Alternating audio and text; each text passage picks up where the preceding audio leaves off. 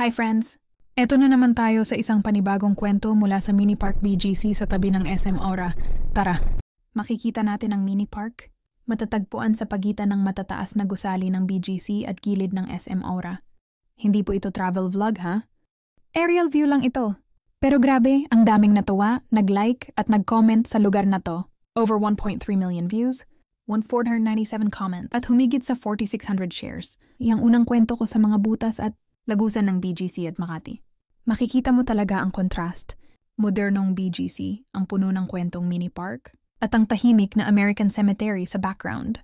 Parang kwento ng Pilipinas. Pag-unlad sa tabi ng mga simpleng pamayanan.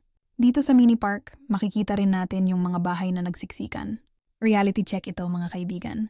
Hindi lahat nakikinabang sa pag-unlad pero sana matutunan nating ipaglaban kung ano ang para sa mga kababayan natin. Fairness at equality ba? Tahimik, kalmado, pero may malalim na kwento ang lugar na ito. Katulad ng kwento ng ibinahagi nyo sa comment section. Kung gusto nyo pa ng mga ganitong kwento ng mga lugar sa BGC or ibang lugar, pusuan nyo at i-share ang kwento ko. Don't forget to like, comment, at i-share na rin para mas marami pang makakita. Bago ako magtapos, ngayong tag-ulan, don't get wet. Mura lang, magpayong tayo. Till next kwento mga kaibigan.